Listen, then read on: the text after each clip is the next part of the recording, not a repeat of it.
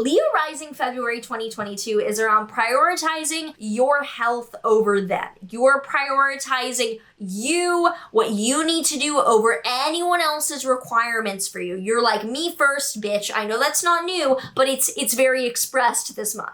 If you're excited to dive into what exactly the astrology has for you coming up this February, make sure that you like, subscribe, and hit that notification bell so that you are always up to date with what the stars have in store for you. Before we get started, a thank you to Gemini, where you can safely buy, sell, and trade crypto. Link below if you would like a safe place to store your crypto, earn a safe yield. I love Gemini. It's open to New York residents. You can check that out down below. Also want to mention my favorite trading tool, Market Cypher, which is an indicator that I use to make my trades with. Beyond helpful. I'll let you check that out down below if you're a trader. Also want to shout out Cointelegraph Markets Pro, the other tool I use often, which tracks news, lets me know what coins are trending so I can trade alongside that. Hi, I'm Maren. I practice traditional Hellenistic astrology using whole sign houses in the tropical zodiac. If we have not met yet, or this is your first time here. We start out on the 1st with a new moon in your Aquarius 7th house. New moons are new beginnings. They're laying down some kind of framework to build on top of, and a new moon in Aquarius is very serious. It is literally architecting, having a foundation built this month so you can seriously, realistically build upon that. For you, it's in your 7th house of committed relationships. So if you're in a committed relationship, this is likely what you want to build together, laying down the woodwork for like what the next step in your relationship is. This could honestly be a talk about like, do we want to get married? Do we want kids? Like, what is our future and what do we need to get there? Or if you're not in a relationship, it's creating the circumstances for you to have it. It is creating the container for you to have that manifest inside. Maybe you change your schedule, what you want out of a partner, get more clarity. You're creating the container for a relationship to form. On the 1st to the 3rd, Venus in your Capricorn 6th house is trining Uranus in your Taurus 10th house. Venus in the 6th house has been rethinking and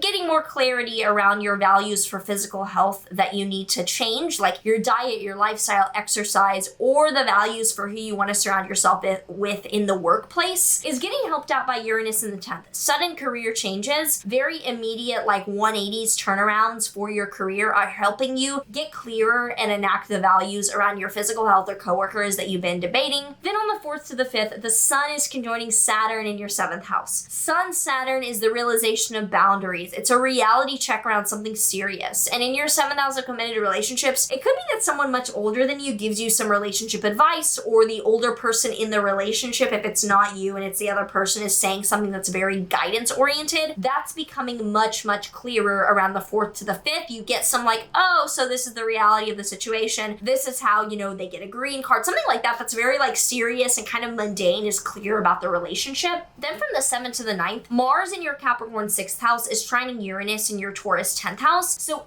action and going after what really matters for your physical health or what you really want to get done in the workplace with coworkers is clear because of the changes suddenly happening around your job and its position. From the 10th to the 12th, Mercury will conjoin Pluto in your Capricorn 6th house. So Mercury is communication, Pluto is intensity, and the 6th house is the workplace. It is, what are the people around you, or the 6th house is your physical health. So you could be getting some very intense news around a health condition. You could also be speaking your mind and firing people, letting people go around the 10th to the 12th. From the 12th onward, with Venus conjunct Mars in your 6th house, you're suddenly going after and getting done what your physical health demands and putting that first, or you're like hiring new people in the workplace, or maybe training people in the workplace. You're really putting your values to work in that area of your life that is around. The 6th house is shit you have to get done to do the shit you want to do. It's physical health, it's making sure your body is up to par, and it's also the people around you on a day-to-day basis, such as school, like peers, or people that work for or around you that you need to support.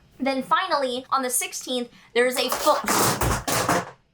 full moon in your 1st house. Full moons, and it is here to be heard, I see. It's a full moon in Leo. It is a letting go. It is a release. It is a look at me, I'm ready to show off in your 1st house of self. If you've been working, because I see 6th house things, if you've been working on your physique and like really, really killing in the gym and lifestyle and you look like amazing, could be this time to like, look at me, bitch, look at my transformation photos, or like just being seen more for you. It could also be a day where the spotlight's on you for another work-related or just like relationship related reason. And that's like the ending of the month, really. The rest of the month is not as major, so it kind of ends on this high note of like, look at me middle of the month and lets that ride out for the next 2 months. Any questions or thoughts that you have coming up for you this February, let me know down below. Would love to hear from you.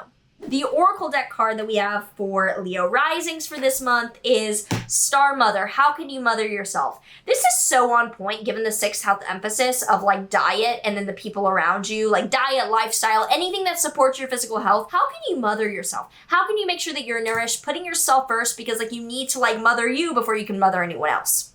Otherwise, make sure that you like, subscribe, and comment any thoughts that came to mind about how you feel about this February. I am looking forward to it. Some major changes, some major shifts I'm a fan of. So let me know down below. Otherwise, see you in the next one.